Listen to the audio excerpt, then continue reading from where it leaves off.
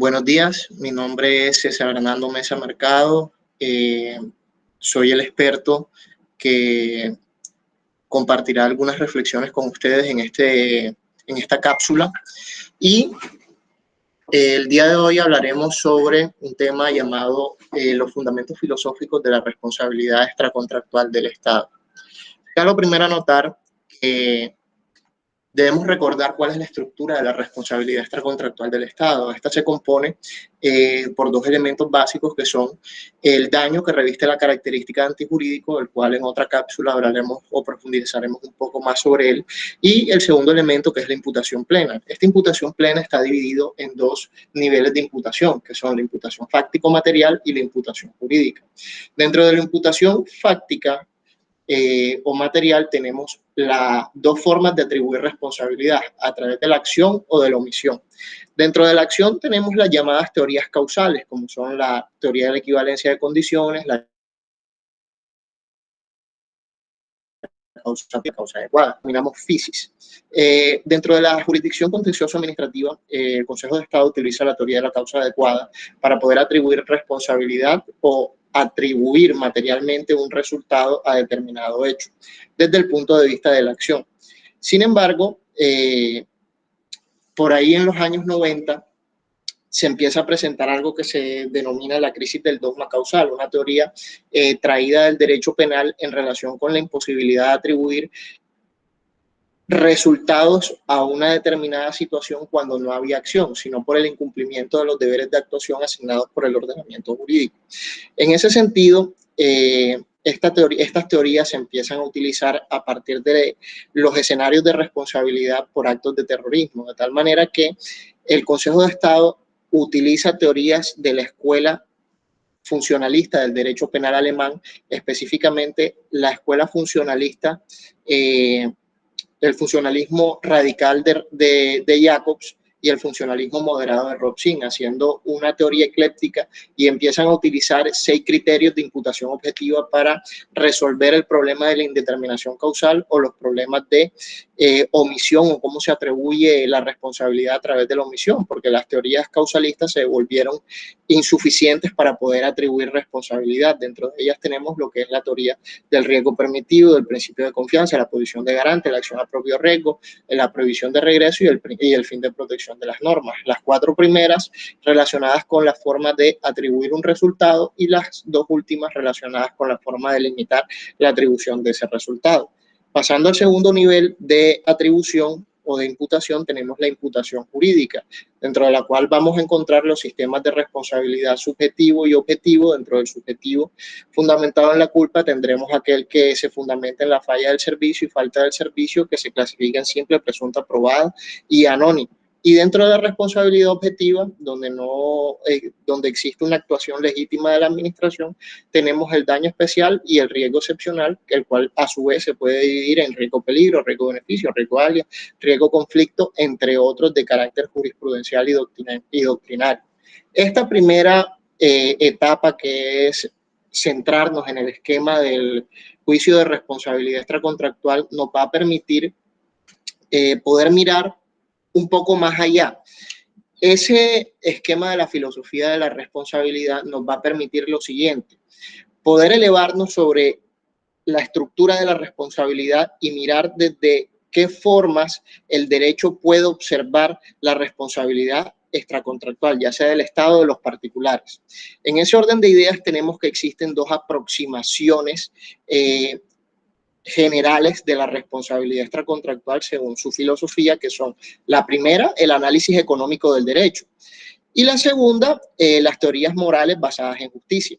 De tal manera que, en relación con la primera, hará relación a que su tesis principal es que la responsabilidad extracontractual es un mecanismo de minimización de costos sociales producidos por los accidentes. Y la segunda estudiará la responsabilidad extracontractual como la ejemplificación de determinados principios morales y de justicia, es decir, el principio de justicia correctivo conmutativo, el principio de justicia distributivo y el principio de justicia retributivo. Es con base a esos 3 principios que se va a hacer o se va a estudiar la responsabilidad. Pero ¿esto qué nos señala o qué nos manifiesta? Pues naturalmente que así como existe una división del derecho desde el derecho continental y el derecho anglosajón, de la misma manera vamos a tener una división de la filosofía de la responsabilidad extracontractual en relación con el derecho continental y el derecho anglosajón. En mayor medida, y no de forma excluyente, el derecho anglosajón va a observar la filosofía de la responsabilidad extracontractual a través del análisis económico del derecho, es decir, a través del instrumentalismo, utilitarismo, consecuencialismo. Ello quiere decir que va a observar el derecho como un conjunto racional y coherente de eficiencia en relación con los costos sociales que produce un daño. Acá vamos a ver que la lógica del derecho es enfática en relación con la economía y que busca la minimización de los costos sociales de los daños. Es decir, se observa en forma negativa la producción o amortización de los costos sociales de los daños. En ese sentido, vamos a tener dos reglas jurídicas muy importantes respecto al análisis económico de la responsabilidad extracontractual. La primera es que hará referencia a conseguir una distribución más eficiente de los riesgos y costos relacionados con los daños y accidentes. Esto nos va a señalar o nos quiere precisar que en muchas ocasiones se utilizarán fondos de compensación para poder resarcir los daños que se presenten en una sociedad, y de otra parte tenemos otra característica, que es que no existe una relación desde el punto de vista moral entre el dañador y la víctima, que su vínculo será accesorio y muy probablemente se podrá generar una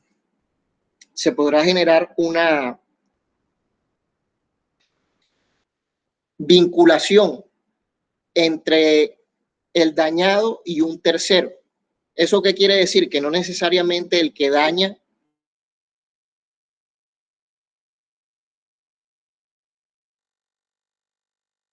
teoría lo va a hacer el Estado a través de incentivar la disminución de las actividades que causan accidentes y proveer incentivos a los particulares para que tomen las precauciones frente a aquellas actividades que pueden ser generadoras o causantes de daños.